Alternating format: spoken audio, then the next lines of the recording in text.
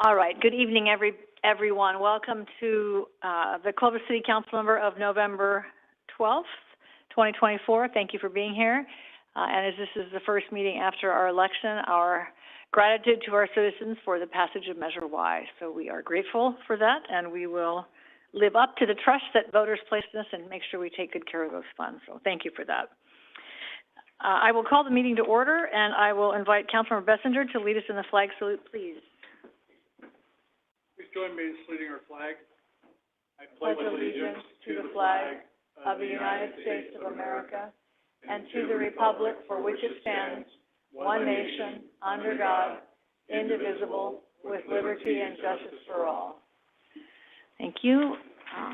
Roll call, please. Councilmember Baskell. Here. Councilmember Bessinger. Here. Councilmember Moana-Tua. Here. Councilmember Pierce. Here. And Mayor Ashbeck. I'm here. First up tonight is public comments. I would invite our Assessor Recorder, Mr. Dictos, to the podium. This is an opportunity for members of the public to address our council on items that are within our jurisdiction, but not on our agenda tonight.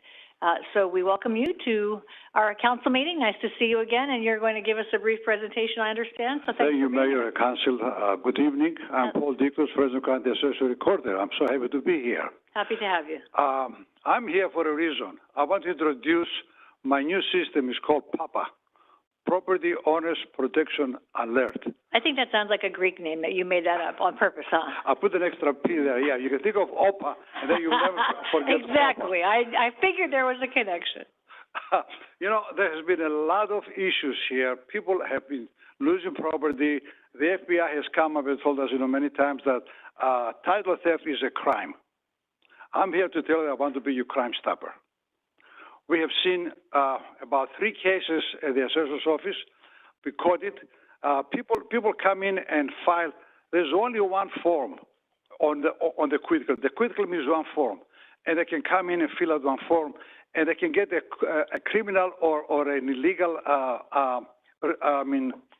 notary public sign. You can get a notary public stamp over the internet very easy. So this is I have 5 copies on my. And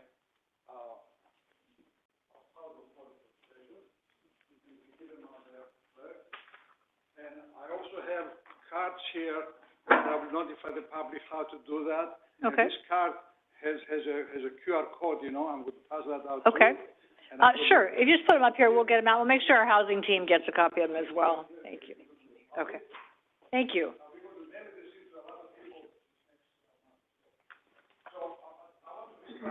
How the system works. And I'm better in English if I read what I wrote down, but rather than talking without reading. So we have, the FBI reports that title theft is one of the fastest growing crimes, cyber crimes in America. Your assessor recorder is stepping up to the plate to be a crime stopper to protect your property. Known as a deed fraud or home title theft, the scheme involves forging documents to record a phony transfer of property ownership. Criminals can then sell your home, take out a mortgage on it, or even rent it out for a profit. I have some examples. Zina Thomas, a 60-year-old director of United Community Housing Coalition in Detroit, Michigan, is said to have stolen 30 homes by forging quitclaim deeds. A quitclaim deed, and I have a copy of it on the very last page. It's just a one-page document. It's so easy to transfer property, and the quitclaim is really used mostly for families. If a mother wants to pass the property to the son, you don't have to really go and do any title search. You sign that. Well, people have used that. Now, when you get a transfer of property between title companies, I'm not worried, because the title companies vet their notary publics. They guarantee that they are right. But I have people who are walking up to my desk, with one-page document. How do I check it out? I get on the line. I go to the California State, to the Secretary of State, and I find to make sure that notary public is valid and is good status, so he paid his bond. Because I can buy a notary public stamp online right now. Of course you can. This is dangerous. An elderly homeowner was evicted from her own house with her equity wiped out after crooks forged the foreclosure documents. The FBI's 2023 Internet Crime Report tracked 9,529 complaints of real estate and rental fraud with losses totaling $145 million. Deed fraud often involves a quitclaim deeds, which are simple, one-page legal documents that transfer ownership without any guarantees about the property. Only in America you can do that. Yeah, that's dangerous. The common legitimate use is to pass ownership between family members, but they use it only. I have one case. One of the children came to the office and filed a quitclaim. And my people found out that the notary stamp was kind of messed up, and we stopped it. That happened me twice. 20 years ago, it wasn't easy to forge documents. Today, every computer has the technology to create a believable forgery because you can buy a fake notary stamp online. Unfortunately, these crooks target some of our most financially vulnerable citizens. One more thing to read. Today, there are 4 counties in the state of California that really have that. San Diego, Los Angeles, Stanislaus, and Fresno County that automatically send emails to homeowners when a document is recorded on the property. The way it works is you go to my website here, you go to the QR code, and it just leads you inside how to do it. Once you do that, I have your email, and I have your parcel number. Anything that is following the parcel number, be it a mechanic's lien, be it an IRS lien for not paying your taxes, or even your own transfer. But if you transfer, I will notify that you transfer the property, and you see that. So we cannot prevent crime. Also, right here, there are also commercial enterprises who get the information from the county recorder and offer the same service for a fee. They advertise on TV, we can do this thing. They come to me, I have the records. I'm the original source here, and they have to buy my records, and then they come to you. I mean, you better come to me because I have it free, and I'm the first one to know what's going on. Both they and the county recorder, we can alert the homeowner after a fraudulent title is filed. I cannot stop that, but I can alert you right away. We cannot prevent crime from happening. However, our PAPA system will send copies of all documents filed to owners who have signed up. You sign with me, any document that is filed on your property, be it your document, your cousin, or a title company, will come to you right away with an email. Now, some elderly folks do not have email. So I will be going to rest homes, I will be going to the shut-ins, and I will go with my computer, and I will ask them if they have a son or a daughter that would like to have their email. That's how I can help, the elderly who are really being targeted by these people. If the property owner detects suspicious activity, he or she is advised to immediately contact the district attorney. The district attorney is on board with me on this. We discuss it, we figure it out.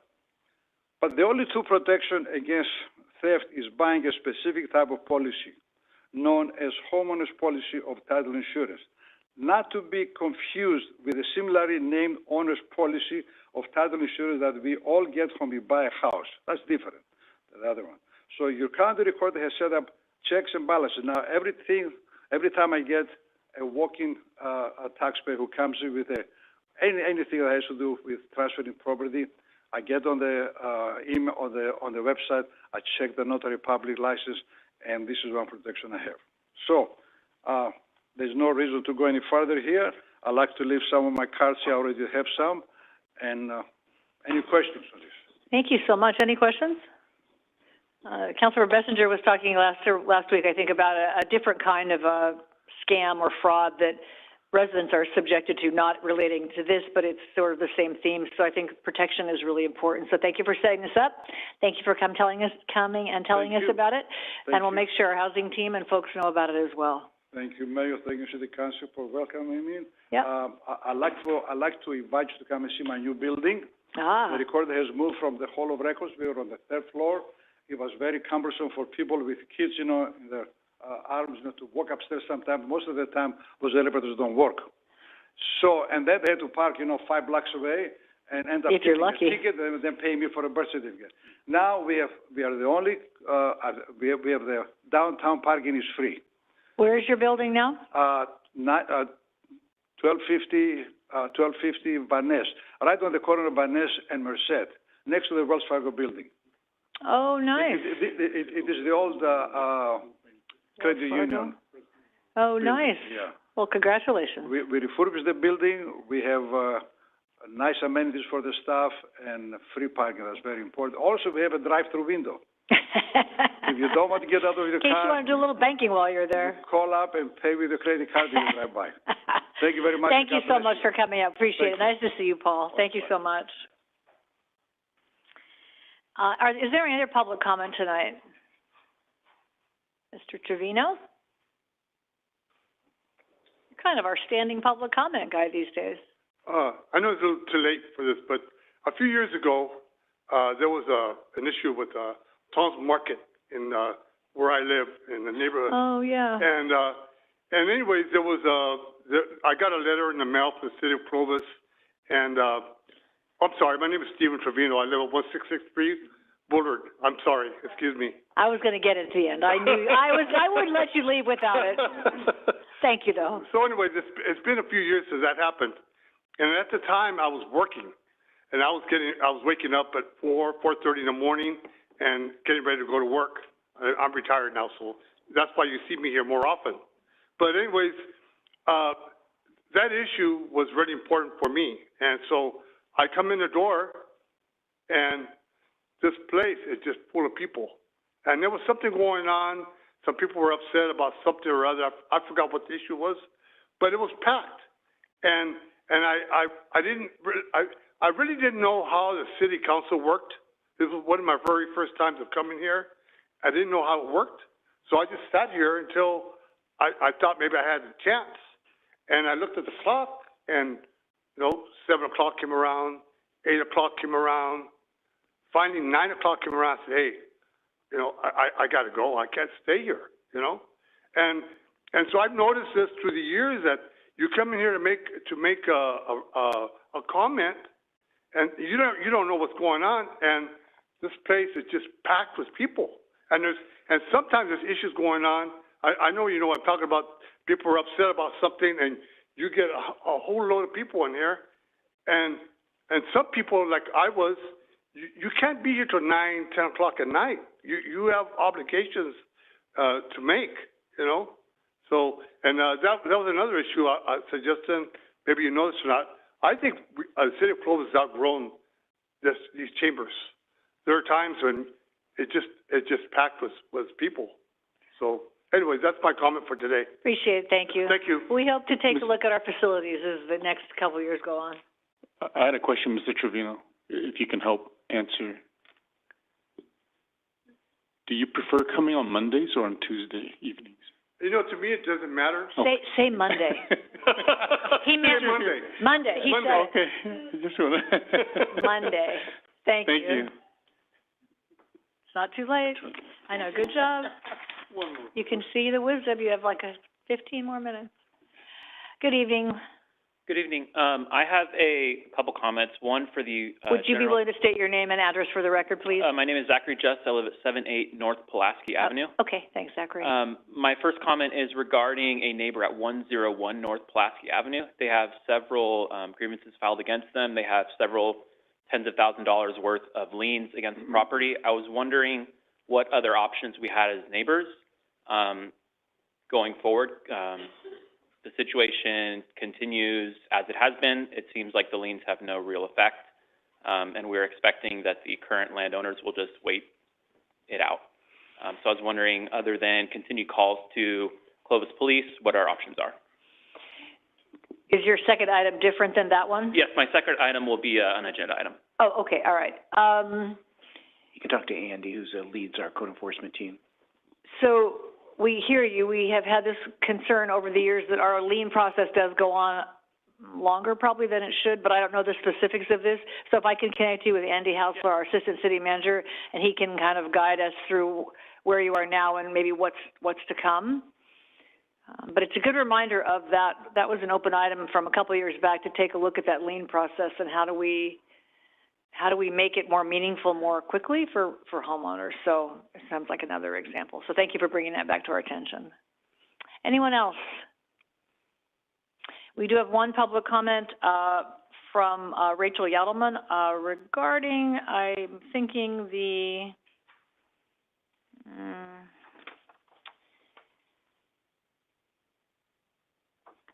looks like an assortment of issues from Measure Y to funding to state mandates, So I'll just note that we have received her letter here.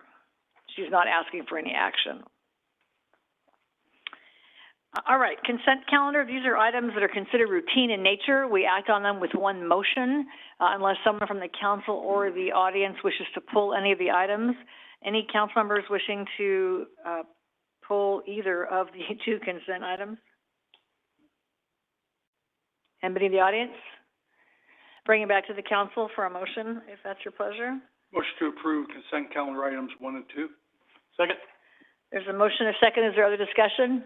All those in favor signify by saying aye. Aye. Opposed? Motion carries 5-0.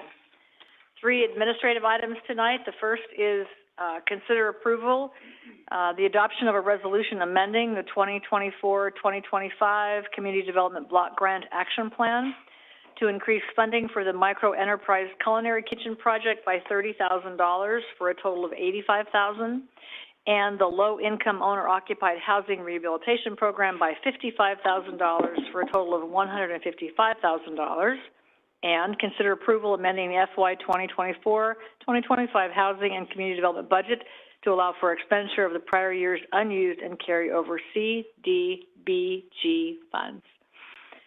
Staff on this is Claudia and Holly. Good evening, Mayor Ashbeck, City Council members. My name is Claudia Cáceres. I'm the Housing Program Manager for the City of Clovis, and here with me today is Holly Greathouse Paul, who's our staff analyst in our housing program. Today, we're here to request your approval to allocate available CDBG resources to 2 existing and ongoing CDBG activities. The first one is the Culinary Kitchen, which, as we know, provides CDBG funds to pay for fees for the usage of the kitchen and prep space for food preparation and also storage space as needed at the Culinary Kitchen. There are currently 9 low-income business owners receiving the assistance this fiscal year, and we request council approval of an additional $30,000, and we anticipate being able to assist an additional 3 to 5 food entrepreneurs. We understand from staff on their board that the demand is high for both the space and the assistance for our low-income entrepreneurs. Total funding that includes that additional $30,000 will be $85,000 for the fiscal year. The second project we request council approval for is our housing rehabilitation program, or home repairs. We request council approval of an additional $55,000 in available CDBG funds to provide necessary health, safety, and energy efficiency repairs to the homes of low-income homeowners in Clovis. We anticipate being able to assist an additional 4 to 6 homeowners with these funds. 3 of those homeowners are actually carryover applicants from last year that just weren't able to get their projects done before the end of the fiscal year, and they will be added to the current list. Total funding for the entire program for the fiscal year will be at $155,000 with that additional $55,000. We're here today because we're requesting a public hearing. It's required as part of the city's citizen participation plan for HUD. This is considered a substantial amendment because it's an increase of 25% or more of the previously approved CDBG funding. There is currently a little bit over $89,000 in available CDBG funds for various reasons. Mostly there was a handful of carryover housing rehab projects from rehabilitation projects from last year. And then over the last couple of years, just due to staff being, the program being understaffed, there was some administration funds that went back into our CDBG bank. Some of the rehab funds went back year after year. And now that we're twice as much staff. From 1 to 2, that's an optimistic view. Our staff is doubled. We are spending the rehab money quickly. Obviously, our admin money is all going out the door before even the end of the fiscal year. And the Culinary Kitchen as well is spending their money very quickly because it's in high demand. The part of the public hearing is considering any public comments. None were received as of this meeting. We did have our CAC committee, our Citizens Advisory Committee for our CDBG funds, review this project, the request last week. They were in full support and actually expressed a need for additional funds for the Culinary Kitchen. So we keep that in mind. And I do want to personally thank one of our CAC members who is here today, Bonnie Audes, a volunteer at our senior center. Thank you. We invited her to join us, and she is here to see the next step after what the CAC meeting entails. And that's the end of my presentation. Available for any questions. Thanks, Claudia. And welcome, Bonnie. Thanks for volunteering, and thanks for being here tonight. Are there any questions for staff on this action? Hey, Claudia, I just had one question. This is just for this year, and you don't anticipate this being an ongoing where we're shifting monies from CDBG to these two programs? It isn't anticipated, but it is something that happens around the same time every Yeah. year, depending on how we close out the fiscal year.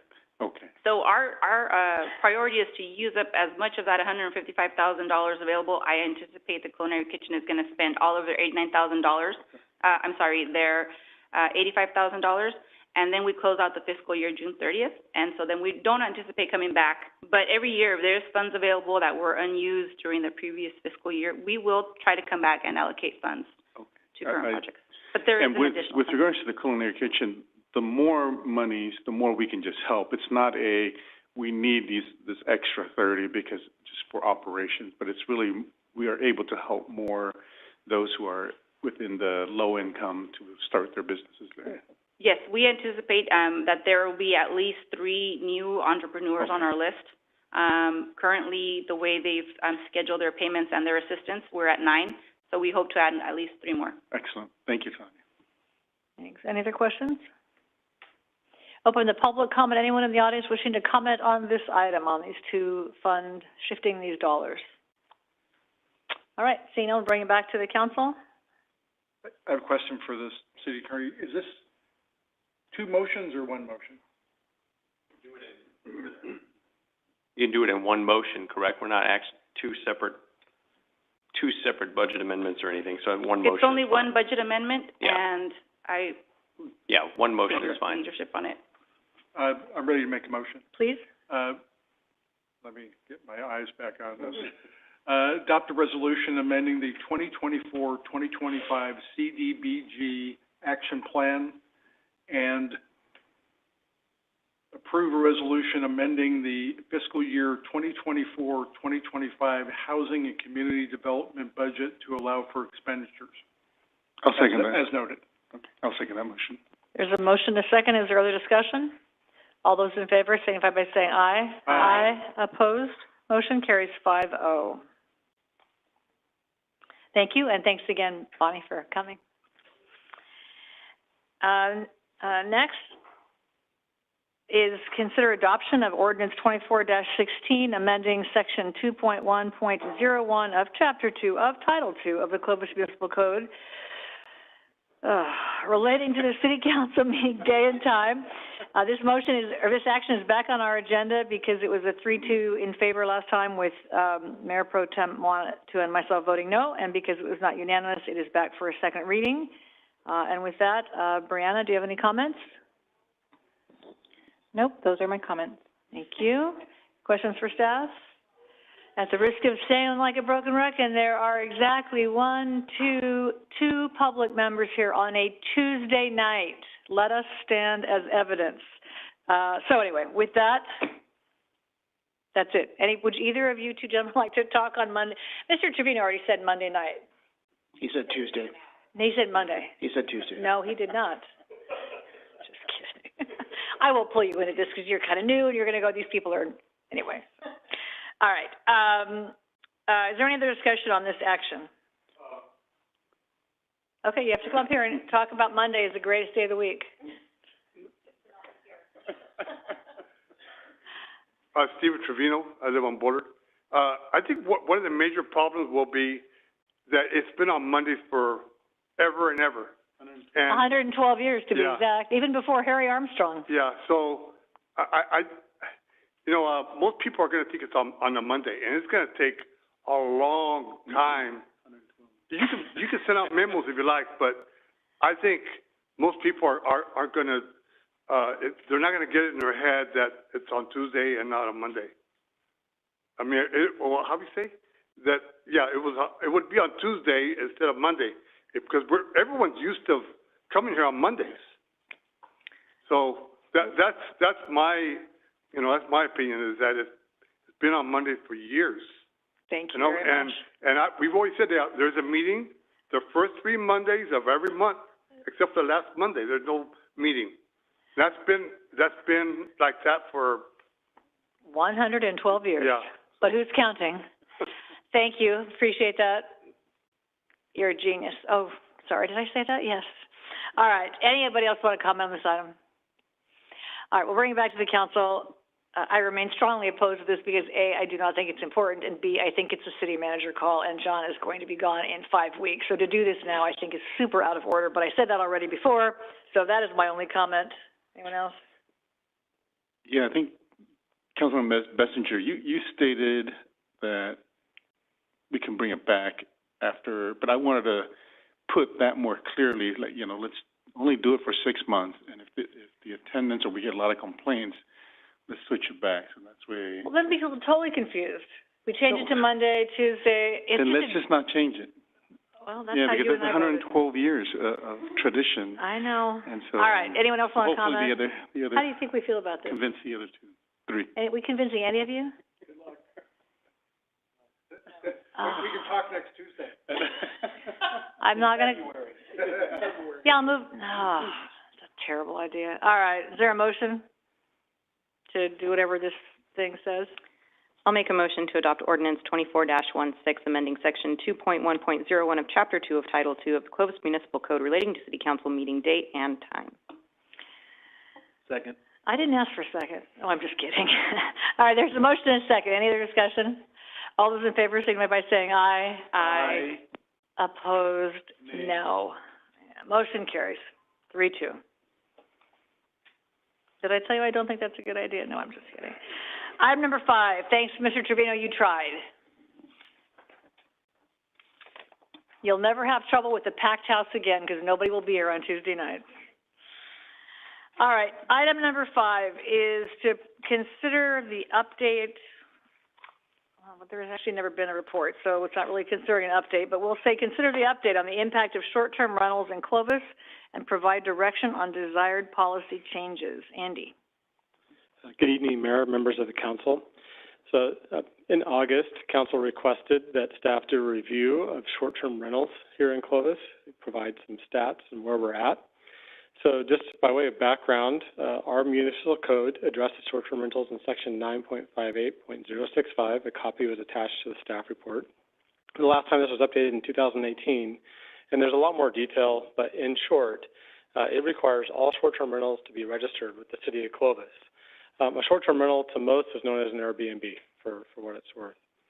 They must pay transient occupancy taxes, just like a hotel, obtain a business license, comply with operational requirements. This includes parking and to lessen the impact on the neighborhood, and provide contact information to neighbors. So this has been on the books for some time. So managing Airbnbs as a city has been extremely difficult. There are over 20 platforms to monitor.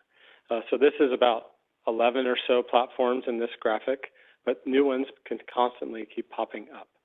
Home2Go, I noticed through Marriott, they have their own platform now that they just launched as well. So they're constantly adding new platforms where you can go on to rent a home in any particular community you want to go to. So this has been challenging. Staff has engaged HDL, which is essentially a sales tax and revenue consultant that has developed some technology to track Airbnbs in a community. And they use basically a drag net across the internet to find listings in your town.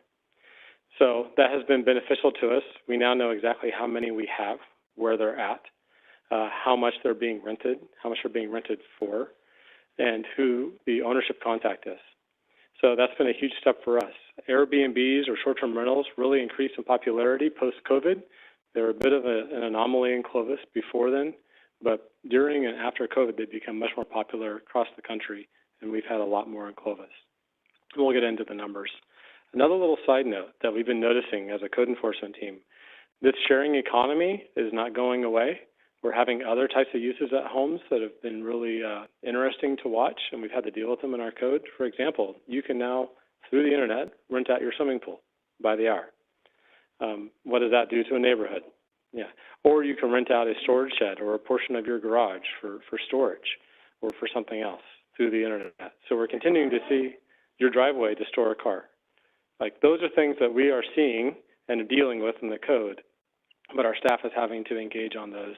And who knows what's coming next. People are super creative, and we need to make sure our code is up to date in dealing with those things. But if you're looking for a swimming pool, simply, there are a few listings in Clovis. And we've had complaints and dealt with those, as a community, because that is really running a business without appropriate approvals. But that has become a norm. So some cities, just some general background, have chosen to ban or place a moratorium, but they often appear on these alternative sites. Like, cities have had a really hard time managing these on a day-to-day. They just keep popping up elsewhere. Sometimes they're just discovered when a serious incident occurs, like, oh, this is an Airbnb, now we found it. But before our recent efforts, we only had 20 that went through our formal registration process in Clovis, and were properly complying with our city codes. And to those 20, we are grateful that they did the right thing. So staff is dealing with and addressing other uses with the code that I just mentioned, but it's becoming more of a challenge for our code enforcement team to deal with on a daily basis. So we engage a third party that monitors all these platforms. They found 137 short-term rentals in Clovis. We went through and verified those. So we went from 20 that we knew about to 137, and 99 of those have come into compliance. We've sent out letters saying you need to get the appropriate permits, pay the fees, let us know who you are, contact neighbors, provide them contact information, all the things that are in our code, and made them aware. The remainder are being engaged in a more aggressive manner because they have been non-responsive. Some of those may not be operating anymore, but we are being aggressive with those that have not complied with our code to keep an even playing field. Some revenue numbers, $753 per unit collected in TOT versus $4,290 from a traditional hotel on an annualized basis. So on a per room basis, it's significantly less. And calls for service, we've had 150 calls for both police and fire over the last year, roughly double what a traditional hotel does on a per room basis. So it has been impactful to us. We're hoping, as people are doing the right thing because they are being held accountable, we'll see some of those calls for service drop and some of the bad actors no longer are operating in Clovis. So I have some maps here of where they're at. So this map, we're going to zoom in a little bit in a few slides, but all those little red dots, those are Airbnbs that HDL has found. There's 137 throughout the community. They are pretty much everywhere. Not really any area of town doesn't have them, but there are a few concentrations. So one concentration is in southwest Clovis. I found that interesting that we have quite a few down there. There's 21 units in that blue circle. That's Shaw to Ashland to Minnewawa to Willow Avenue, roughly. And then we have quite a few in Old Town. We have 38. It's a much more popular area. Combined, those areas represent 15% of the Airbnbs in town that we found and 28% in the Old Town area. So we do have some concentrations. There are a few other small spots that I see concentrations building, especially in the newer growth areas out in here. It's probably worth keeping an eye on there. Also in newer growth areas. And we've got a few, I think these might be in relation to Buchanan and all the events they hold up in near Buchanan High School. But that is what we've mapped, and we can keep track of those. We've provided those to our public safety so that they know what is where and what the contact information is. So what concerns are we hearing? One of the biggest concerns I hear from neighborhoods is the loss of having a real neighbor. Someone isn't renting the home, a family, or purchasing a home. It has now become essentially a hotel sitting next to them, and that's really been disheartening to people. Parking issues, people don't listen or follow the rules relative. Airbnb or short-term rental is supposed to contain the parking on site, as in no street parking. That rarely is done, and it's challenging for us to monitor. We have had some crime. We've had parties, gang members showing up, where the Airbnb is rented in Clovis to host a party of gang members from other communities, and that has been concerning. Gunshots, there were some videos at our CAC meeting of those some time ago. Just general noise complaints. And then we have received some correspondence on affordability impacts. Someone coming in and purchasing a home, maybe at a higher value than they would if they were purchasing it for themselves or for a traditional rental, is willing to pay some more, and that's driving up the cost of housing in our community. I looked at some scientific studies of this, and there is a correlation, especially in communities that have a lot of Airbnbs. We're less than 0.5% overall housing stock-wise, so it probably doesn't quite equate, but there is a correlation. And we may be seeing some of that in some of the higher demand neighborhoods like Old Town, where people that want to buy in Old Town can't because someone that's investing for an Airbnb is. Some positive things, raised by owners is it increases investment in older areas. We've seen a lot of investment in redoing houses, adding ADUs, their Airbnbs, but a lot of investment like in Old Town, and seeing the Southwest reinvested in is a good thing. And it does provide an income stream for a household, a family that is trying to create some income for themselves in retirement. Traditional hotels have also commented they want an even playing field. So that is part of what we're doing in an effort to make sure everyone's paying the taxes that they're supposed to, being licensed, and working with us on safety issues. So it's very hard for us to find these units quickly by way of some challenges. Technology is helping us.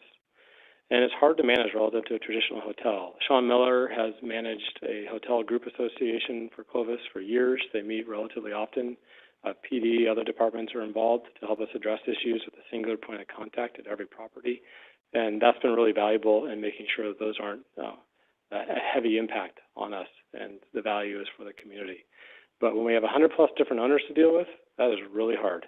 And they may not care as much relative to impacts on the community. And then the increased calls for service has been hard for us as well. So we really started doing the aggressive enforcement starting in spring, going into the summer. Right now, letters have gone out to those that have not responded to our initial saying, hey, you need to get in compliance. We think we're going to start seeing some of these numbers shift over the near term as people come into compliance, or they say it's not worth doing an Airbnb in Clovis if I have to do this. And we'd like to monitor that closely, develop any changes to our code that we're seeing, including maybe some dealing with some of these new types of uses, such as the pools or what have you, and come back to council with those as a recommendation. So that concludes my report. I'm available for any questions. Thanks, Andy. Questions for staff? Andy, did I read that some communities like Los Angeles require that the person renting it be the actual occupant? Yeah, some communities have been very aggressive at not wanting Airbnbs in their community. Most of those, like LA, have felt like they've been overrun. Some communities are like at 30% are now Airbnbs. So they've put into place limitations where the owner has to be there and basically be renting out a room, or that they only rent it out so many weekends per year, those kinds of things. So that's definitely something that can be looked at. I know that there are communities in my hometown in New Jersey, they have outlawed Airbnbs because they lost control of, they had 30 people at this house and it just turned into just a melee. And so that I am supportive of anything to bring this under control, and if we have to incrementally become more draconian to get compliance up to and including prohibiting it, I'm good with it. Paul? Andy, for the ones that were non-compliant and came into compliance, all they paid was the permit fee. We didn't fine them for not being non-compliant. Is that correct? Correct. Okay. Yeah. And then potentially we may start to do both, where we can fine them because they're non-compliant and also require that they pay the fee. Is that sort of what's going on? Under our code, if they don't comply and they continue to operate, we can issue them citations, go through the citation process, which can be fined up to $1,000 on some iterative basis. Okay, thank you. You said there was 150 calls for service spread out over 137 Airbnbs? Correct. Were there any of those residents more prone to calls for service? And if so, do we have a fining process in place for the owner when we have to respond more than once or twice to the same location? On the list, we had some properties that had up to 10. Those have caused us alarm, and we're dealing with those. We can go through our multiple response ordinance as well to provide additional fines for them, as well as issue citations if they're not compliant. When you say we're dealing with them, what does that mean? Engaging the property owner saying they need to get into compliance. What does that, what is getting into compliance? Are we fining them? Are we giving them tickets? I mean, when you talked about going to one location 10 different times, or what are we doing with the habitual offender? So at this point, when I'm referring to compliance, is getting their permits, getting operating. If they don't stop operating, they're going to get fined. In addition to, we now have records indicating that they've been responded to 10 times, they've been identified as a business, and if it continues, we'll issue the MRO process. Okay, so we should probably have some form of a process for the habitual offender outside of the MRO process that says if you're acting as an Airbnb and we're coming to your location, and you're choosing to rent to the people that are having the police call to your house, then they need to start getting the $1,000 fine, and putting that somewhere in our ordinance if we don't have that. So I believe we can issue citations to the property owner for citations that occur as well as the residents or the occupants. Okay. And one other question that got brought up to me, just randomly, somebody reached out to me and said that they were going to rent Airbnb, but when they started asking questions about the amenities, they had it had a pool, but it had no latches on the doors for children. It had no fence around it for children. So I don't know, do we get that far into the weeds when we start talking about how we're going to maintain safety of residences that are being rented out, or is that just going to rely on the homeowner type of thing? We haven't gone and done inspections at that level of these properties. That's not currently part of the program. That's a risk that the property owner is taking if they're not complying, renting their property out. Should we engage in that? That would be definitely a significant task, but maybe worth it. Well, I think when we're talking about, I mean, we put restrictions on hotels on how they rent and what they provide. So, I think when it comes to safety and you're talking about things like that, these properties need to be, in compliance from a safety standpoint too. I mean, I don't know exactly, what that is, but when we talk about building out this process and finding people and doing different things, I mean, we really need to come up with something that we has a little bit of teeth to it. Okay, that's all I got. Diane? Yeah, what are our options in terms of, kind of like Matt was talking about, these repeat offenders? Do we have an opportunity to include that as kind of part of the permitting process where their permit would be revoked if we have X number of calls for service or other issues with them? Is there a way to kind of separate out the bad apples in the group? And then separately, what are our options in terms of restrictions or regulations on the whole group of short-term rentals? How do we do the things like LA or wherever where they're limiting these different things? So we can revoke a permit if someone isn't operating appropriately, in addition to any fines that we issue as part of our citation process. So it's our permit, we control it, we can pull it, and then if they continue to operate, that would be another citation we can issue. As far as limiting them further, that is an ordinance amendment. That's something that we can come back at council's direction and say, here's what we want to do. We want to do a moratorium. We want to ban them. We want, as Councilmember Bessinger said, to limit them to just residents on the property. We want to have an inspection process and an associated fee for us to do that. Those are things that we definitely can do. And I was going to add that the 2018 ordinance that was written in blood when we had some bad actors, and written into it is some punitive action that can be taken. And generally speaking, these are such good money makers that a property owner will come into compliance relatively quickly. I think I would say, and for the record, I have one of these in my neighborhood, but it's not exactly this. So I think what I feel as a citizen and as a person here, and I don't have a conflict because it's a big city and there's 137 of them, so I'm comfortable. I feel like this is too passive. We're just going to keep implementing technology. We're going to see what happens. I don't think that's enough. I'm not sure what, Zachary, you're here to talk about, but it's a little bit, is this something like what you're going to talk about? So I think we have a history of citations and liens and letters, and we never act on them. There's not enough teeth, and I'm thinking of the house at Bullard and Armstrong, who had 100 and some calls for service from the police department and citations and tickets before we finally acted on it. And that's a very complicated, and a mother and all that.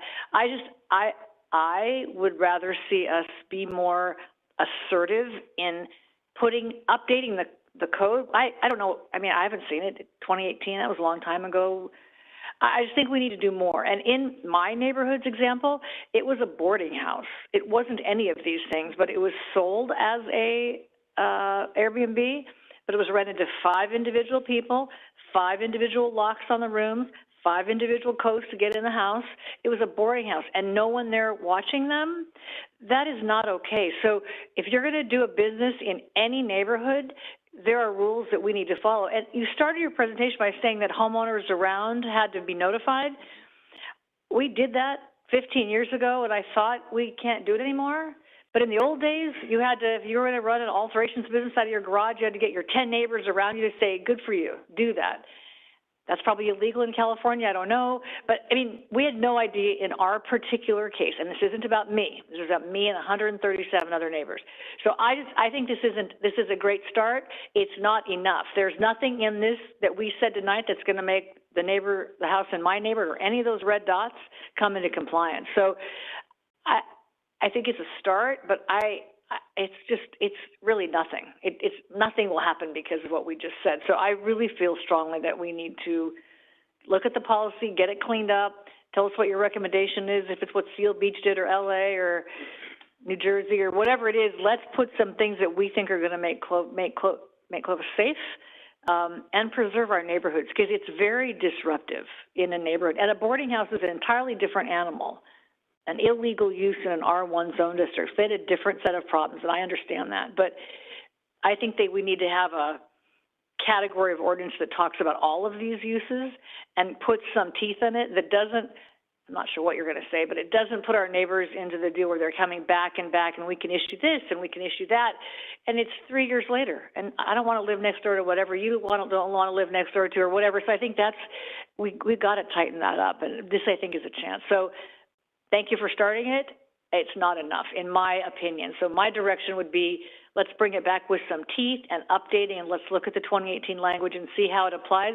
Airbnbs weren't that big of a deal in 2018. Now they're a huge deal. I mean, they were a thing, but they weren't a thing. And there certainly wasn't 20 platforms. Enough of that. But it's not enough for me. It's a start, which I appreciate, but it needs to be more. And all the categories of people that are renting out their houses for things. And it needs to include driveways and swimming pools, apparently. Who knew? Anyway, so that would be my 2 cents on this. Hey, just another follow-up question on that. Does the chief of police have the ability to suspend a permit associated with a residence? You know, like we have in the downtown bars when there's an issue, and if it gets to be too much of you could do a 30-day suspension or something like that. Do we have that in the ordinance as it stands now? The city can pull the permit. The city can pull the permit? Yeah. Can the chief of police pull the permit? I don't think it calls out the chief, but the city can. When we say the city can pull the permit, does that mean it has to go back to council, or does it go to the it's managed by community code board, or? It's managed by the planning team. So the planning team can pull it. Mm-hmm. Okay. They issue the permit. All right.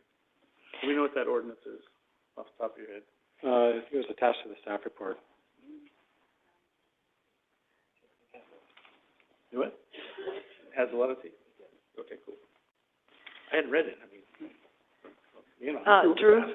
I'm also in support of coming back with something substantially more restrictive. Well, I just want to say that, do we want to deliberate after? I can say it, because if the public want to. Well, I think we were asking questions of staff. I don't think well, my comment is that there's quite a bit of stuff in here already, guys, that I think the issue is not what's in the ordinance. That's why I don't have an issue with the ordinance. It's more of us enforcing it and making sure that they are in compliance. So that's why the report today, we asked for it. They're giving us a status update. We may need to have a, beefed up patrol, whatever we have to do. But then if there's something in here, because I read it all and I go, this is a lot of things we can get someone on for not complying. And so that's why I don't have an issue with the ordinance. I don't think we need to come back with anything meatier, unless you find something that you come back to, okay, we did forget this as we were assessing more, but I think the ordinance is pretty robust. Yeah, the challenge has been enforcement, and we've found tools to help us find them, and it's become a big focus under my watch to get it going. But I think that, again, this isn't about me, but in our example, you were paying attention to it, but they always had more than, they had 7 cars, they weren't parked in the driveway, and it went on, and all they got was a letter that said, gee, it's too bad, you shouldn't be doing that. So I don't think it's, and the only enforcement was because you were kind enough to go, okay, let me see what's happening there. But 137 people are not going to call you. So I think that's the advantage of this, because this says you can't rent out anything except the house. And you can't have more than this many number of cars. So you either can or you can't. If you can't have it, then we got to figure out how to enforce it. And I think it needs to be updated because 2018, the world was different. And it doesn't include boarding houses. So I think it probably does have a lot, but I think it just needs to be updated and streamlined. And we got to find a way to enforce it, because it won't matter if we can write the best policy in California, but if we just go, oh, we were kidding, it's not going to help. So no, you don't get 5 cease and desist letters. You get 2, and then you're done. And I don't know what happens, but we just can't let this stuff linger, because it's going to turn into a kind of a, I don't know, sort of out of control. Let's open the public portion. You came to speak to this item. Help me out of here. And he voted for Monday. He didn't even know. Do you want to change your vote to Monday night? Just kidding. No comment. You'll be great someday sitting up here. No, okay. Tell us your name again. You already said it once. Say it again. My name is Zachary Just. I live at 78 North Pulaski. Thanks. For the record, I do have an Airbnb across the alley from me. There's really no issues with them, other than there's a lot of cars going in and out, and it does feel like they're not part of our neighborhood, which they aren't. So first off, I do want to commend the City Council for their aggressive compliance efforts. I didn't know what to expect coming in here, but I'm happy to see that efforts are ongoing, especially with the technology, and that we can quantify these sorts of things. I don't know if further statistics or demographics or those sorts of things, are there multiple landowners that are doing this? Are the landowners citizens of Clovis? Are they not? I would think they probably are in a small place like this. I don't think it's like an LA development, big corporation type of thing. But the one thing that I just wanted to bring up was, how does this fit in with the Clovis way of life? And the Clovis way of life is, I think, very subjective, but I think we all have the idea that there's family, friends, neighbors, community, our public safety, our schools, and I'm a little partial, but we have Old Town, and I think that's a big part of the Clovis way of life. And I think it's important to note that these short-term rentals, Airbnbs, they're not a landowner right, especially in a community that isn't, no man is an island, that we are a community, that I think that this doesn't affect one person's house or one person's income or one person's property, that this affects the communities and the neighborhoods around them. And so I think that's a privilege that should be looked at with a certain level of scrutiny. I don't think that it should necessarily be oh, you applied, here's the permit. I think there should be, like you said, some teeth to it, some enforcement to it, and some, what is this bringing to the community, as opposed to we're taking the name of Clovis and we're making some money off of it. I don't know if these short-term rentals, if they increase buy-in in the communities or ownership within the communities. I was actually speaking with a neighbor the other day and across the way, and they noted anecdotally, which I think is sort of what we're looking for in this agenda item, anecdotally they said, we are unable to do an Airbnb for one of our properties because of the city taxes that we found out about. There's only 137, so that's a lot of speculation, but I would say that the taxes are doing something for some people. This neighbor noted that they have multiple properties that they were looking to Airbnb, and they decided not to, or at this point they decided not to. It was more just complaining about how they had to pay taxes or fees for it. If we do go forward with this, my question, it was interesting on the notification of neighbors. We've only lived in our house for 2 years, but we have never been notified of the Airbnb across the way. We're not directly neighbors, but we are adjacent. And so what would it look like to have neighbors be included in this process? To be aware that there's an Airbnb, to disclose how much your neighbors are making on that? I don't know if that would help pit people against each other or come together as a neighborhood. But I think there should be some discussion about the buy-in of a neighborhood in having that. And coming from a younger generation demographic, I think a lot of that is lost, that people say, I can rent out my garage for $150 a month, I'm in, I don't care. But I think there's a lot of people in Clovis that would see it the other way and understand that this is a community and a neighborhood that needs to be taken care of. I support the city and its goal to improve its enforcement efforts. I will be talking with Andy sometime this week about the other comments I had, and also on this, just to see what can be done. And I think those are all the comments that I have right now, but I'm open for questions too. Thank you for your comments. Yeah, even when it was long ago when you just had to have 10 neighbors sign a document that you were aware it was going to be an accounting office or a daycare, it didn't matter what it was, that went a long way because at least you knew. But in your case, 2 years, you know, not knowing, I think we've lost a little bit of the chance for the neighbors to at least be paying attention and wondering why there were cars when there didn't used to be cars or whatever. So it definitely does change the character of the street for sure. So thank you for your comments. Any questions for Zachary? Thanks for being here, even though you said no comment on Monday night. Dang it. Dang it. All right, anyone else? All right, we'll close the public portion. I mean, my preference would be to come back with more actionable items, more substantive, or at least a consolidated ordinance that reflects these various kinds of Airbnbs. And with some recommendations potentially that take this ordinance a little bit farther, like is it one per street or one per neighborhood or whatever we think might be. And maybe it's, anyway, some recommendation I think is what I'm looking for, more than just we'll keep monitoring the data. Because otherwise we're going to just do this one-off and it's kind of exhausting. But that'd be my pleasure. I think you supported that. I don't know if others would as well. I think the mistake we made previously was we let it go too long and came back with, I think there was one property we put $65,000 worth of liens on. And the property owner came in and said, you know, basically, I didn't know, I'm willing to cooperate, and it was too late. Maybe and this is an administrative function, but once we start hitting them for $1,000 a day, we revisited it consistently, and they're either gonna comply, they're gonna shut down, or the money they've invested in the house doesn't exist if they ever try to sell it, because most of that profit is gonna come to us. So if we're gonna do it, I want to do a full court process. Other comments, Diane? Yeah, I think I agree with what my colleagues have said as far as really making sure that we're able to execute what we have in the ordinance, and the enforcement part's very important. But I also think, because I'm kind of trying to think of it in the sense of we have the ones that are more difficult and problematic, but I don't want to throw a baby out with the bathwater. If there's a genuinely positive component to having this as an option. And so I kind of keep coming back to, well, what would be the regulation or the stipulation that would be involved? And I think the real problem is that what are these being used for predominantly in a city like Clovis? And there's probably two different things. One is the problematic thing, which is parties.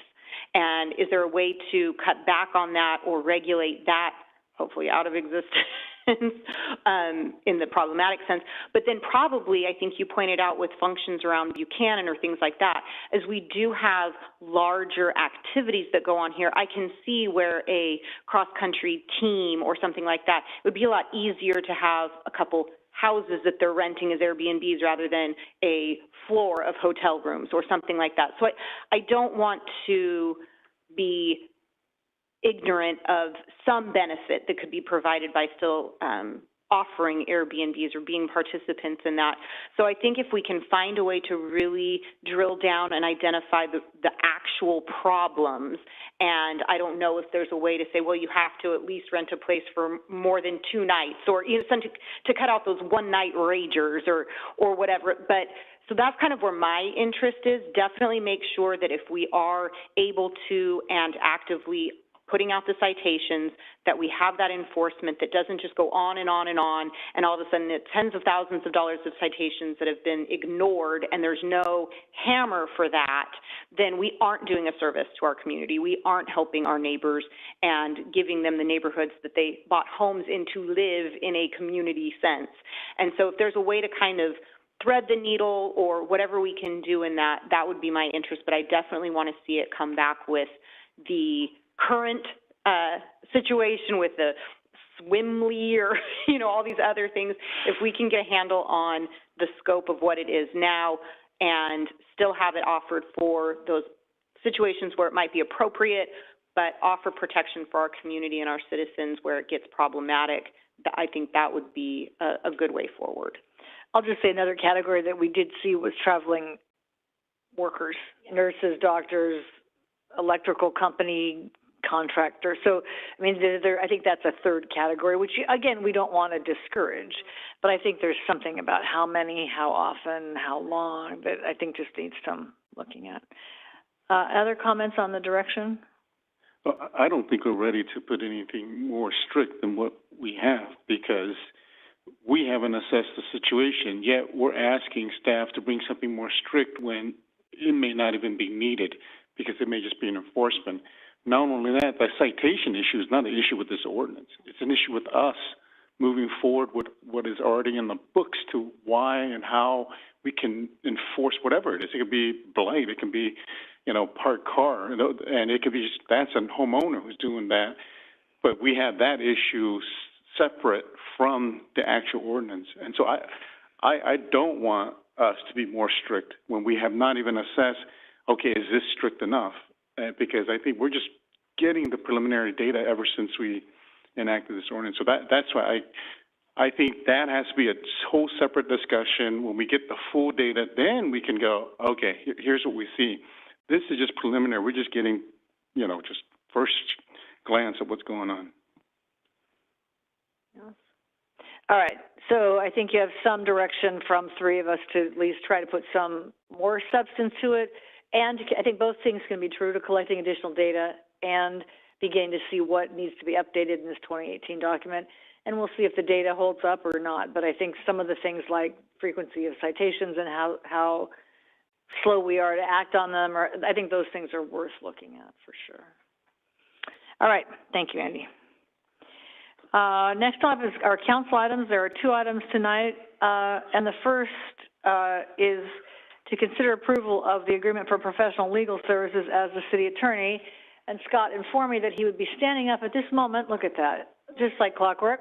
And he's going to stand down at the podium there, or in the audience, and he's going to comment on this from that position. He will not be advising us on this particular item. So, Mr. Holt. Thank you, Mayor and members of the City Council. The legal firm of Lozano Smith has provided legal services as city attorney under contract to the city of Clovis since August of 1992. Scott Cross was appointed as city attorney in 2020. The current agreement ends next month. Lozano Smith is requesting a renewal of the agreement. Historically, we have done 3-year agreements with Lozano Smith. This time is a little bit different. Lozano Smith is proposing an ongoing agreement with a 4% increase, annual increase, beginning in July of 2027. Staff is recommending approval of the agreement for a number of reasons. One is going to be thinking about over 30 years of support from Lozano Smith. They have institutional knowledge of the city operations. They do quite a bit of recurring training, provided ethical training, management training, other training laws become effective. The proposed hourly rates that they are proposing are substantially below what other firms are charging. Lozano Smith is a full-service firm, able to handle most of what the city requests. And then due to a broad range of municipal expertise Lozano Smith has, the city of Clovis rarely needs to contract out for other specialized services where rates can be significantly higher. With that concludes staff's report, and staff is recommending approval of the agreement. Thanks, John. Questions for staff? Matt? Just real quick, the 4% increase per year, just confirming that stays within the cost of other legal firms? I don't know, to be honest with you. It's gonna be a CPI that's gonna be included. They're proposing a 4%. It's negotiable. It could change, but, the 4% is reasonable based on what the CPI has been over the past, 5 years. Yeah, that's true. I didn't hear it, sorry. Said it would never go down. It's not Just a going second, down. Scott. Any It's not going other down. questions for John at this point? Are we ready to hear from Scott? Thanks. Thank you. Open the public hearing. Are you really, I guess you're public here, so, Mr. Cross, or how are you speaking to us? Speaking as the vendor in this instance. The vendor, all right? No, as a partner at Lozano Smith, I want to obviously say that we certainly have the pleasure of representing the city of Clovis and have for several decades. I myself, even before 4.5 years ago when I was appointed as the city attorney, I served as the assistant city attorney or deputy city attorney, if you will, for 20 years. So I've been working with several folks in this room for a couple of decades and certainly enjoy it. Again, we like to think it's a modest increase in the cost of service. Just like any other industry, as you can all imagine, the legal industry is not immune to cost increases and price increases for labor and insurance and regulatory compliance. So obviously there is a need to ask the city for a new contract at an increased rate, but we think it's a reasonable rate. And as John said in the staff report, I think even with some of the outside firms that you've seen that we've had to bring in on occasion where we need either specific expertise on some area of law that Lozano Smith might not be able to do, you're going to see the rates significantly higher than what Lozano Smith provides. So I think I'll just sum it up by saying I think the city has been receiving good service. I'd like to hope that you have that same feeling. And certainly we'd like to be here as the city attorney for many, many more years. So here to answer any questions if you have any. Thanks, Scott. Questions for Scott? Scott, we increase it. It's not increasing for you. You are paid through the firm itself. It's just our fee to the firm. That's correct. Right. So in other words, even if we don't, you may still get an increase. From the firm. My salary is not dependent on whether or not we get this contract. Correct. Okay. So in other words, you may already be getting a raise that we don't know internally. My compensation is not tied to this contract. Okay. I'll leave it at that. So, yeah. Okay. Whether you approve it tonight or not, my compensation is not going to change tomorrow, next week, or next month. So. Scott, if we had a question on the performance of the city attorney or Lozano Smith, or I guess maybe for John, is that, and without any way to review this ever again, right? We're never going to come back to the council and say, is it, do we want to do another 4%? My question is, how do we review the performance? How will we, or should we, or might we? Because this is the only time we stop and talk about service, and you know, if there, we had suggestions for approval, if that goes improvement, if that goes away, what would be the way for us to give feedback on the performance of the city attorney? Probably the best way to do it would be to include a requirement that we report out once every 3 years, beginning July 1st of 2027. Report out on the 4% increase, performance of the contract, provide the ability to council to comment on any concerns or praise they have of Lozano Smith. Well, and if I could, Mayor, as the vendor, but as the, as also, I mean, you appoint the city attorney, just like the city manager. You can evaluate me or us, the firm itself, myself personally, at any time that you want. So we have not historically had like annual performance evaluations for the city attorney, but I would welcome those. I mean, if we want to do that at some point, perhaps in the spring, leading into, you know, the fiscal year or the budget preparation time, that's certainly fine. I mean, the 4% increase would go into effect based on the contract July 1. So perhaps in the spring, as you're doing budget prep time, that would be a good, I mean, I certainly would welcome an opportunity to get more feedback from the council on when. Do you do that with other cities, have a review of your contract? It's not typical, I would say, in the city attorney realm to have an annual evaluation. in that respect, I guess, at least in my experience, it's not been as regular as a city manager, so to speak. Usually if something's going bad, then you have an evaluation with the city attorney and find out. But again, there's nothing, I mean, I would welcome a performance evaluation and feedback from the council on, hey, this is where we'd like to see you focus, or this is what we need from you, or you're doing great, you know, whatever it is. So. I was going to say that's not a bad idea, because my contract requires that I be evaluated in June of December of every year. There's no reason why we couldn't include a provision in the current agreement that says that March, April, whatever it is, getting ready for the budget cycle, that we do an evaluation of the city attorney similar to what we do for the city manager. Wouldn't have to be twice a year for sure, but I mean, we've been speaking about performance reviews of employees generally and city managers specifically, and I guess if we appoint you and we appoint the city manager, we ought to have some way to review it. Sure. Having a contract that goes up every year without any way to go, wait, and even there's always a way, you could just say, put on the agenda, but it's probably right to do it more formally. Again, I think at 50,000 people, you know, we saw Tom Riggs downtown, it was easier, but I think as we get bigger and bigger, I think it's probably right to have it more formalized. So whether that's probably annually would be plenty. Do you all think? And just a conversation in closed session on the performance review of you as our most important vendor, I guess I would say, would be my pleasure. Any other comments? John, this was proposed by Lozano Smith. Was this proposed by us internally and presented to them? This was proposed by Lozano Smith. The difference between going to a 3-year contract versus this is their proposal. Okay.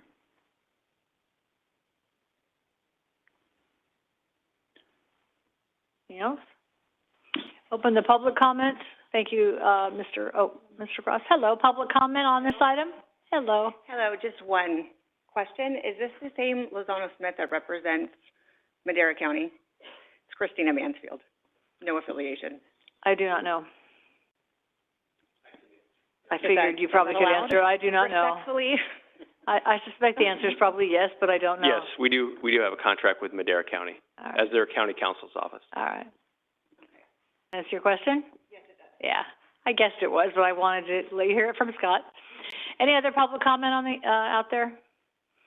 All right, seeing none, I'll close the public comment and bring it back to the council. I don't like things that go automatic. I know that we don't even do it with our fees, so. We should, now that we think of it. But I think with the 3-year or 2 years, whatever, I do like it that it comes back, even though we have to do this whole routine again. I think we get a report, if nothing, at least on the salaries. And so that is the only discomfort I have with what we're doing now. And then on a side note, Mayor, I do agree with you that we do need to incorporate, whether we do it every 3 years or we adopt this one, we need to do some evaluation as our only 2 employees that we sort of are put in charge of. So I do like that as well. So. Is that a motion of any kind? No. No, all right. I did have one quick question. Anyone else? What is the severance clause? Can either party say, we don't love you anymore, we don't want to do business with you anymore, and then is there like a 30-day period, or can we, what's the divorce clause here, if there was one? Not that we would ever divorce you, we love you. It's in the agreement, and Scott can speak to it, but basically I think we can get rid of them. 30 days. Right? Correct. You can terminate at any time on 30 days notice. That's it. That's all I wanted to although even currently we're in the midst of a 3-year agreement that is set to expire at the end of this year, you could have terminated at any time during that 3 years. And the same provision would be in this agreement as well. Thank you. Just real quick, I'm okay with the 3-year contract just because I think it could cost us more in the long run if you go year by year. With costs and everything that tend to go up, you could see a 6% or an 8% or something else down the road, as opposed to, just the elevator clause right now with the 4, 4, and 4. Would you like to make a motion? Sure. Did you want to say And anything else? I was just gonna suggest, if we're considering that, is gonna be that the table on page 1 of the staff report talks about, the rates through 7/1/26, and the 3-year contract would go through, December of 27. And I would just ask Scott if you would okay with the rates you have here in 7/1/2026 going through, 12/31/20, would be 27?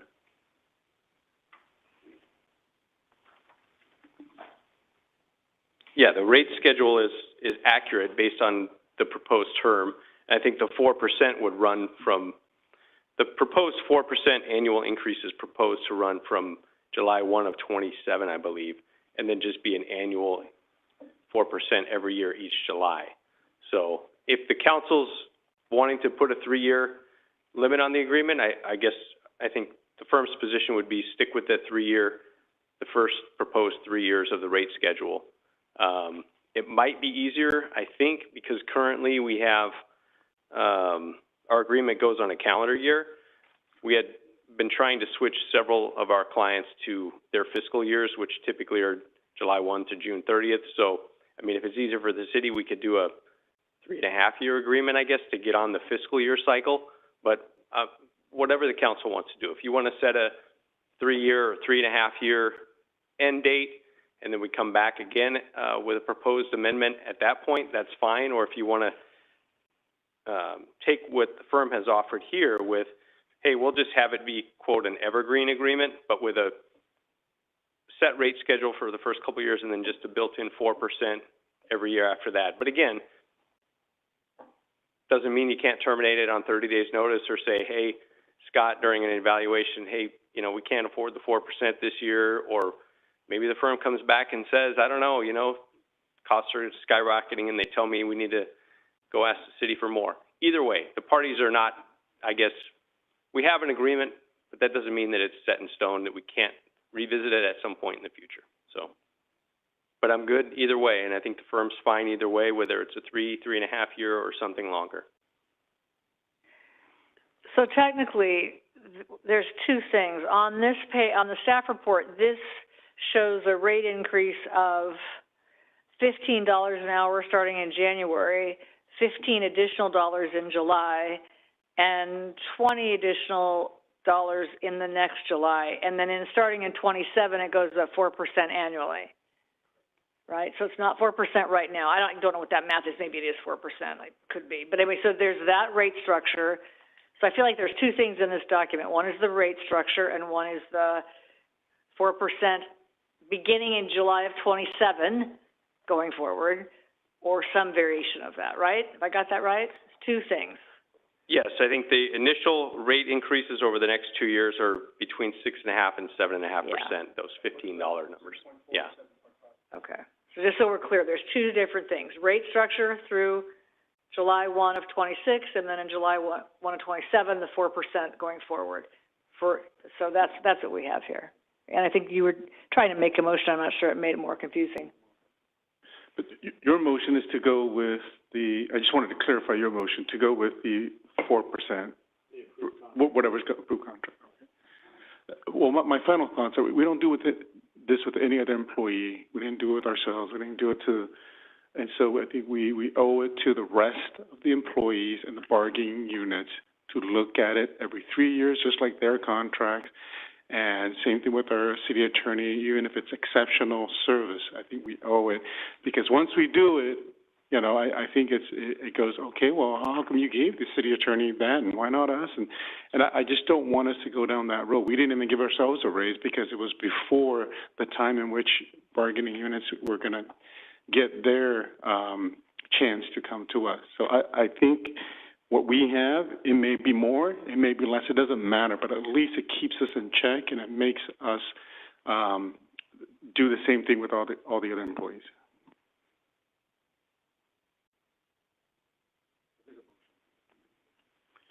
Okay.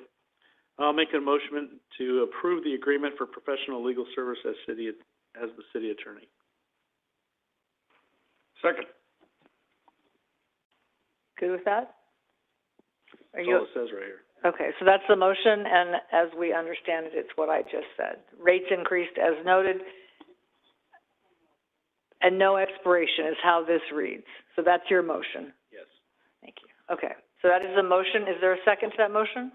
Second. There's a second. All right. All those in favor, signify by saying aye. Aye. All those opposed? Nay. No.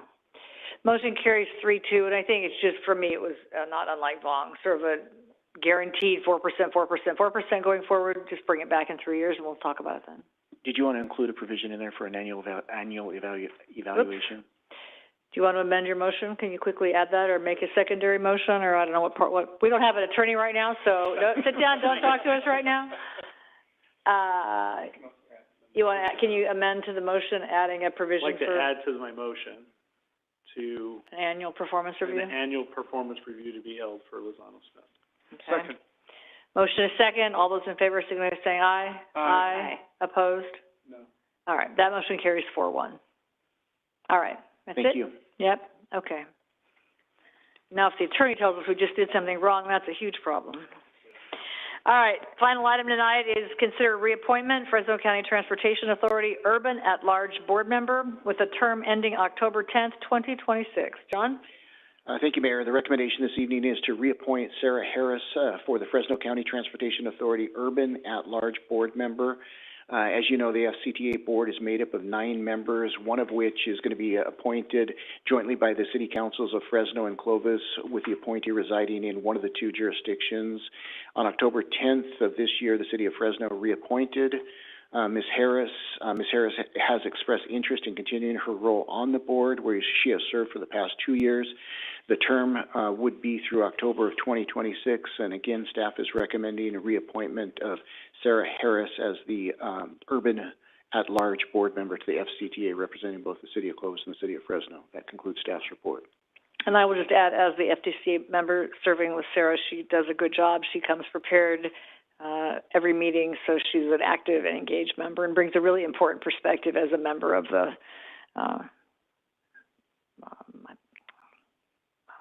blind community, I'll just say that. So she has interesting perspectives on getting around Fresno County, which are not great always. Anyway, so I would support this action. Any other comments from my colleagues? Anybody in the audience wishing to comment on it? Bring it back. I want to concur that I served with her on the Measure C Executive Committee, and she does an amazing job of just asking the right questions, being engaged, and not being afraid to ask the tough questions of the rest of us and even of the technical committee. So with that, if there's no other comments, I'll make a motion to approve appointing Sarah Harris onto the FCTA Urban at-Large Board Member with the term ending in October 10, 2026. Second. Thanks, Drew. All those in favor, signify by saying aye. Aye. Opposed? Motion carries. If you ever want to see somebody super committed, it's her. What she goes through to come to those meetings downtown is really remarkable. All right. City manager comments. Mayor, you mentioned this at the beginning, but I wanted to take a minute and thank the voters of the city of Clovis for the passage of Measure Y. But I also want to personally thank 3 members who I attest to making it happen, beginning with Andy Hausler, the amount of work that we put in over the past 3 years, and 2 members of the unions, one Jordan Hunter and one Trenton McGill. Without their support and work over the past 6 months, I'm not sure exactly where we'd be, but wanted to personally thank them for all that they did. Second and thirded and fourth and fifth, well done. Well done, Andy and Jordan and Trent. Very excellent, excellent. Anything else, John? All right, council comments. Matt? Nothing. Diane? Just a happy Veterans Day, and I know there were a lot of different activities that some people were able to engage in, and so thank you to all of the staff and my colleagues who were able to participate in that and represent Clovis as we show our gratitude to our veterans, and a special shout out to our Clovis Veterans Memorial District for the work they do every day of the year in serving not just our veterans, but their families and our entire community. And that's all. Thank you. Drew? I also would like to thank the citizens of Clovis for supporting us on Measure Y. And I want to propose something to council for staff direction. I think we're in a position now where we have some reserve funds that we can identify, but first we need to get a staff report on how many positions we can train this for the remainder of this fiscal year, how much that would cost, and we borrow from ourselves out of reserve funds, because we're not going to see this sales tax money for at least 16 months. Is that pretty accurate? August of 2025 is when we expect our first payment for the third quarter, because collections began on April 1st of 2025. It probably won't be a big amount, I'm guessing, because it's for a limited time. But what I'd like to do is front-end load these positions now, and we repay ourselves back incrementally, depending on what staff recommendation is and also what council approval is. But I would like to have a report January, February on how we would make that happen. Obviously, it's going to take a budget amendment, and I realize that I don't know what the police department's FTO program can absorb. So I don't want to put too much on. I want to put enough in so that they would be able to get people trained, get them through the FTO program, and then we look at July for next year, and we do the same thing. Do I have council concurrence with the direction to report back? I agree with that. I mean, from a standpoint of not just it's police, it's fire, it's the personnel positions that are needed in the city right now. You know, obviously police and fire come to mind right off the bat. But yeah, I mean, people voted for us to make this happen, and this is an opportunity we can make it happen early. You know, if we have the reserves and we're able to do it, I mean, we're not talking about taking all the money out of the reserves, but if we could start getting the ball rolling a year early, that would be super beneficial, in my opinion. Other thoughts? No, I just want to make sure it's for everyone, because we've been talking about senior center, and so I just don't want. So I just want to make sure it's a full report, and then how do we prioritize and make those decisions on which positions? That's going to be a whole different discussion. So I don't mind that. My second is, does it really qualify as an emergency? It's an emergency reserve. So if it's an emergency where if we don't get this staff, something's going to happen, then I think it qualifies. Even if it's borrowing, I think we have to honor what a reserve is. And so as long as we say, okay, we can always borrow because there's money coming in, then we may set a precedent in which we may borrow for a road. You know, we may borrow for whatever. And so I don't want to go down that road, because I want to make sure we really specify what's an emergency. Because remember, I asked about, well, let's take it out of reserves to give it to the senior center, and the comment was, you know, that's not an emergency. Okay, then, you know, when does it become that? So we have to really define that before I'm comfortable. I think in response to that, there wasn't sustainable money coming in to support that at the time, taking money out of the reserve, because it wouldn't be a one-time fund type thing. This, we have the money coming in that would be repaid back to the reserve fund that could get the ball going, even if it is for a senior center person, if that's where the need is determined to be. So I think that's the little bit of difference, is we know that we have this pass now, and it's going to be, you know, anticipated, you know, $28 million down the road to, you know, get our police up to their staffing levels, and fire and senior center, and I mean, all of those things are important to our citizens. They made that very clear. So that would be my Diane? Yeah, I'm definitely wanting to make sure that we preserve the integrity of the reserves, and so I appreciate your differentiation between, you know, a one-time versus, you know, ongoing and those concerns.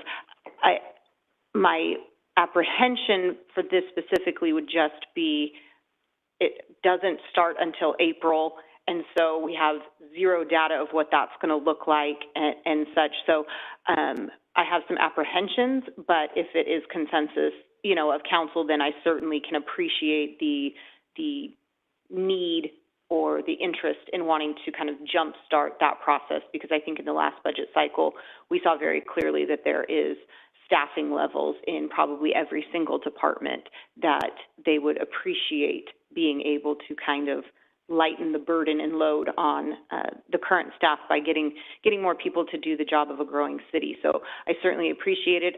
With reservation and slight apprehension of not knowing really what it's going to look like, I would defer to my colleagues in the consensus on it. I think it's too soon. And I think maybe there's somewhere between now or January and August. I'm not sure exactly. I think for me, the first thing is we need a citizens advisory group to tell us what to do. And I'm not saying we don't know what to do because we're in charge, but I mean, I would like the citizens to weigh in on that because I'm really not interested in taking, our reserves took a hit this year already. I worry about that and paying it back. But if the police department can only handle 3 hires and that's the money you're talking about, that's one thing. If it's 33 that they want, that's a totally different thing. Those aren't the right numbers. But I mean, I'm not sure we're ready to make an action like that without taking in consideration all the things we promised a lot of things in Measure Y, not just that. For police and fire, and I know it's important and all of that, but I think it's too soon. I'm just not ready to do that 3 days after. The election hasn't even been called yet. I'm not quite ready to think that that's the right way to get at it. I don't know how our staff would feel about that. If I was the senior center manager and they're barely holding on with 4 people, doesn't it include that too? So I just don't think we know enough quite yet. So I think it's a little bit too early. I don't have a problem with a comprehensive staff report back to us January, February. Then we can look at the buffet and say, we'd like some of this. We can hold off on that, but at least we'll know. It gives opportunity for the police chief and the fire chief to evaluate their ability to train and equip people, and this way we know. And we may say, he asked for 5, we'll do 3 right now because we're more comfortable with taking this much out of reserves versus that much out of reserves and giving 1 to another department or something like that. But I think asking the question and getting some data would be helpful, and I think it's important. And we told people we need those positions now. We need those positions now. And we can pay for it later out of the money we know is coming, in my opinion. On Tuesdays. So can I just kind of add to that? I actually feel more comfortable with that kind of assessment where it's just that report, because I remember when we were talking about whether it was the budget or putting Measure Y on the ballot and some of the things we wanted to see with that, one of those things was kind of that priority list of, okay, we didn't have the budget room for these items in this session, but if we got a Measure Y, if it passed, what would be that list of things that we could add into the budget once those monies started coming in? So the report side of it, and if it's limited to staffing versus, I know deferred maintenance was kind of part of it and all these different things, I'm fine with the report. I do see value in that.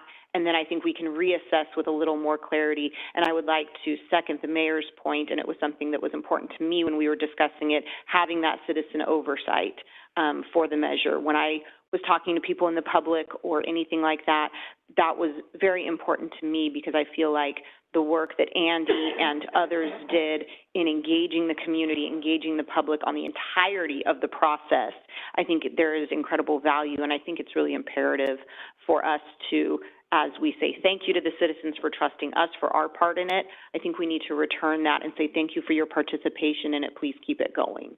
So if I can kind of have both of those things, a report, totally good, and can we please make sure we add that citizen oversight component as we move forward? Well, and I think John and I had a conversation somewhere along the way that, and somewhere he said staff will bring back how to spend the money. And I pushed back on that and said, hold on, I think we should talk about how to spend the money, and then I think the citizens should talk about how to spend the money, right? So I still think that is the right order. Now, staff can do the report and begin to gather the data, and is it 3 officers or 2 or whatever it is, but I think we need to look at the the breadth of it, and I still am not crazy about taking money out of the reserve. So if it's 1, maybe. If it's 10, probably not. So I think we just don't know enough. So I think the answer, should we begin work on Measure Y? Sure. Should we think about all the needs, and they're going to far exceed $28 million? Absolutely. And then maybe there's some sense of how to accelerate the public safety piece, because that was the lead story in Measure Y. And then how do we engage citizens in an oversight process and maybe an advisory process as we go along, planning for August money. But I think, in fairness to the departments, all of whom are part of the story of Measure Y, I think I at least want to make sure we honor that as best we can starting. So I think the answer is all of this, yes. Of course, start the work, do the report, get the data. What can PD handle? What can fire handle? Would they need trucks and cars and all the rest? What is that? But let's do the other work at the same time, and then we can decide how to, is it reserves or where the money would come from? I think, is that kind of what I'm hearing collectively? Does that make sense? I'm good as long as the reserves is off the table, because I don't think Measure Y says we will pay back loans taken to ourselves. It's paying back to the programs. So in other words, we start to add these things. That's why people don't trust government, because now we start thinking of clever ways to move money around. So I just it's not too late. We can get the money, they can start the work, and so it's okay. And not only that, the definition of emergency has to be honored first. If it's not an emergency, then I don't think we can take money out of the reserves. Report, please, get it going, get the number of staff. I'm all for that. And if I could just share, the kind of the plan of action from staff's standpoint for the next guy is basically going to be that we've already begun work on this. If we are estimating $28 million a year, we're going to get requests for $56 million. It's just the way it works. Staff is going to put together a presentation for City Council, probably in a workshop forum, to lay the foundation for what ultimately you guys consider on how the money is going to be spent. And what we'll do is put that together, have you take a look at it. My recommendation is that we don't consider the use of reserves, at least on this initial workshop. If at that workshop we get a consensus of council to go back and use the reserves because we can define what the emergency is and that type of stuff, we'll go ahead and do it. But we are ready to make a presentation to City Council in January or February to talk about how the monies could be spent.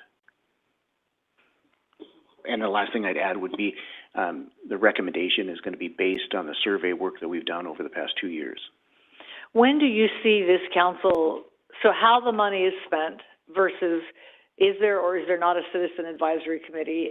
Where is that in the algorithm you have?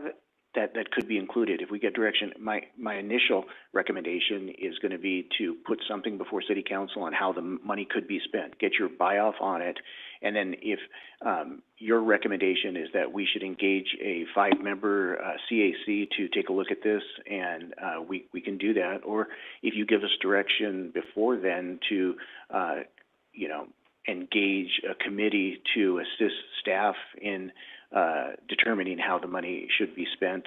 And my response to that would be that in 2 years of surveys, we kind of know what the priorities are of our community and how the money should be spent. I would just say that every council meeting is a citizens advisory committee. I mean, we will always have people who can come in and oversight the things we're going to do. I mean, my concern with the citizens advisory committee is if the staff comes back and everybody says, this is what we need, this is what we've been doing for 2 years, and then we turn it over to 5 people to tell us yes or no. I don't know if I agree with that concept going forward. I'm not saying I don't oppose people looking at the numbers, but, I mean, everything we talk about, how it would be spent or would be spent or wouldn't be spent would be done in this forum as well. So I guess that's just my only concern with the citizens committee, because they could come in and have a completely different concept of what they think the money should be spent on, but we don't know what they're basing their opinion on. Well, that's kind of what we promised. We promised that. I think we can do both, and I think that this body makes the determination on what's an emergency and what's not.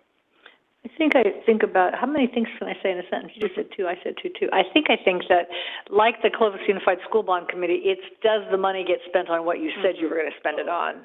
That's a little different than What would you like it to be? I'd like it to be 80% senior center. No, I totally agree with that. So I think it's more, that's more what I think, so citizens weighing in saying, yes, I trust them, this is the money, this is where it's gone, this is what we asked for, we got it. That, more like that, not, I want it to be, paint the buildings Like all blue. oversight. An oversight committee. I'm good with oversight. Yeah, like the Measure C oversight committee, and then changes on that require an act of Congress practically, so I think it's a little bit like that. Yeah, that would have been my comment, is my vision for it is more of a look back than a plan forward.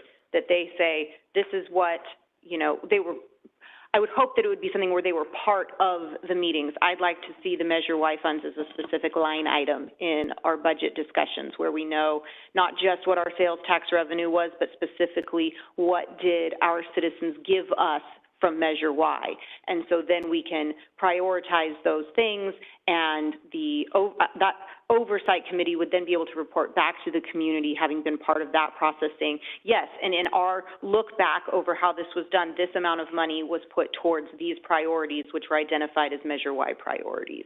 So kind of that look back, not participating necessarily in setting the priorities or allocating the funds, but just kind of that citizen part coming and being able to report back to the rest of the community that we're actually doing what we said we'd do. But we veered away from your original comments. So this is council comments, nothing else? Sure. How am I doing? That's what I was going to remind you. I'm right here. We're getting a little far I afield can from the original.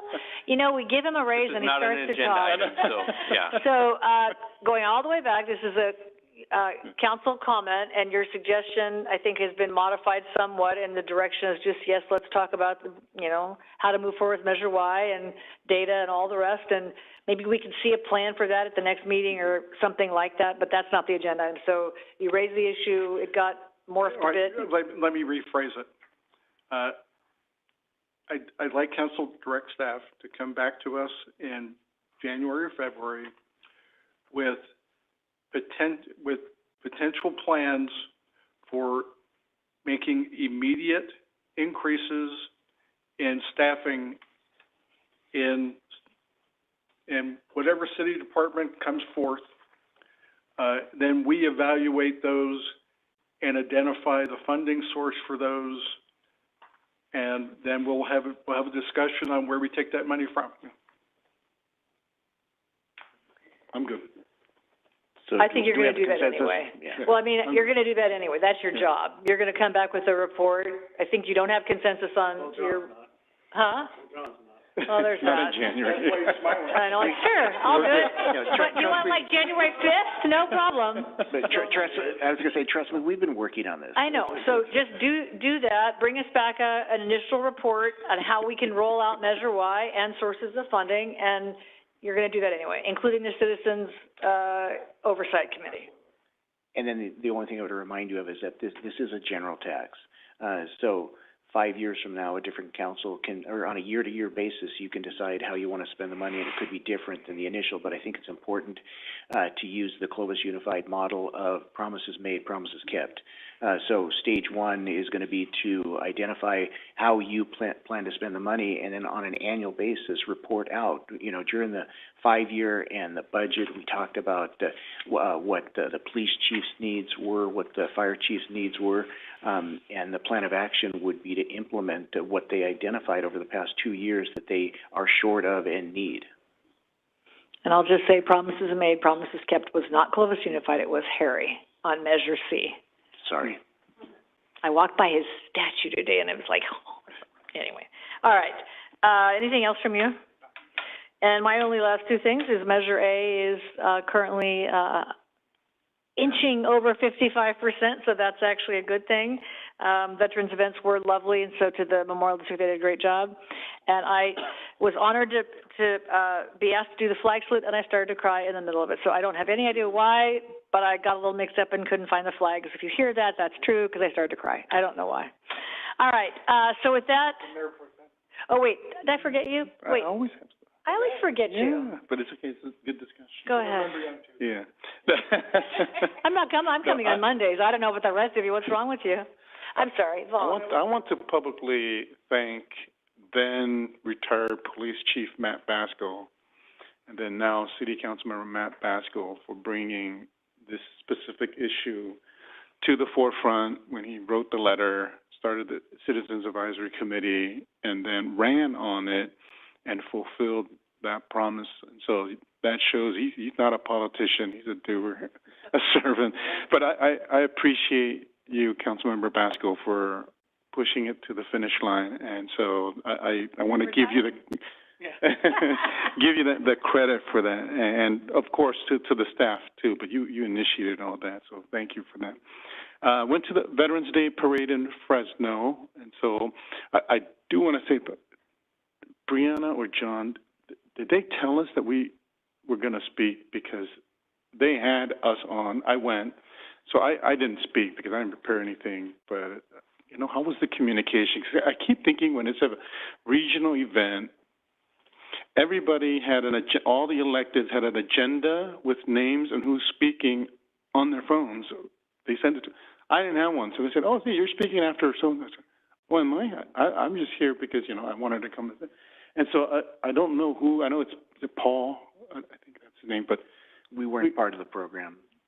Yeah, Brianna. and so I just want to, say that out loud because I think we are a major city, and we have because it was our Boy Scouts who were there.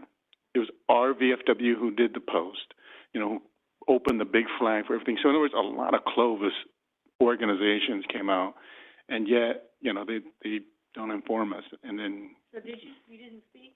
I did not speak because I didn't know I had to speak, but they said I was on the agenda. And so everybody had, an order to speak. So not that I couldn't, but, it was a 2-hour program, so I said, I don't need to speak. Yeah. You were at a loss for words. Yeah. How to protest. Okay. And then went to the McDonald's ribbon cutting, great event. It is a corporate-owned McDonald's, so they will fix the one, and even though it's in the county, but the one on Ashland and Clovis Avenue there, so that they have that opening up as well. But excellent. I want to say this to planning. Okay? The drive-through, right when you enter, it makes a complete U-turn into the drive-through.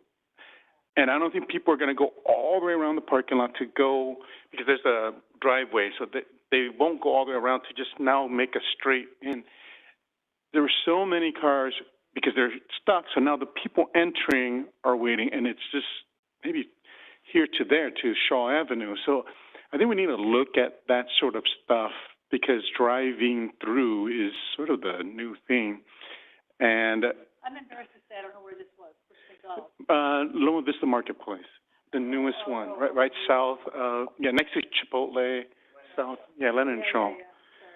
And so I think we need to look at that because once it's built, now they're going to have to get the people to obey because it's just going to create so much traffic there. And then I said this several times with regards to just the parking.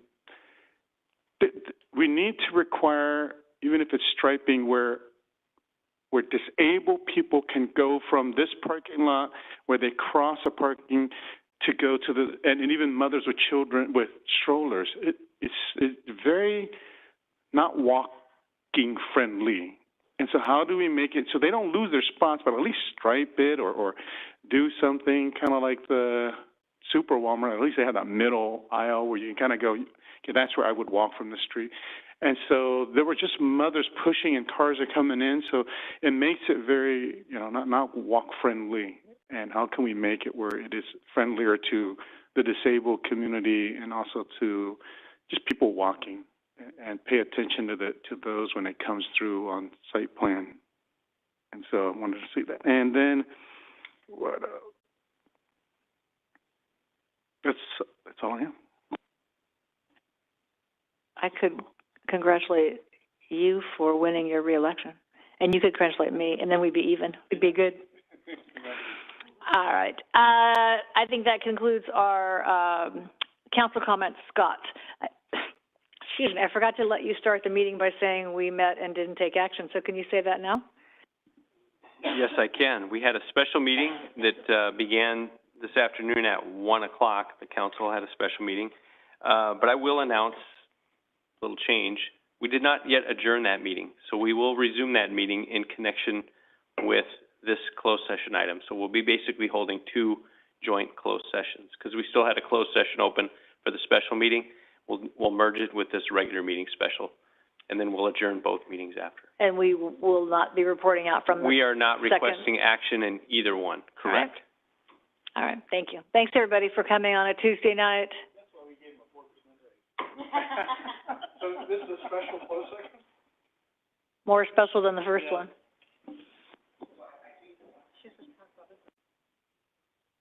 Yeah, there's two. So is there any public comment on item 8 on this evening's agenda? Conference of Legal Counsel, anticipated litigation, significant exposure to litigation, one potential case.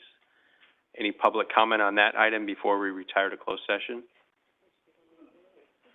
Brianna, could you add public comment, before closed session on the agenda? Because I never remember to ask for it.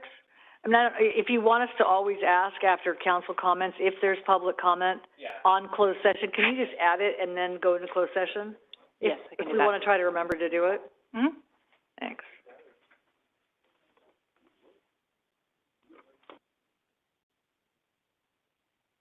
We're adjourned.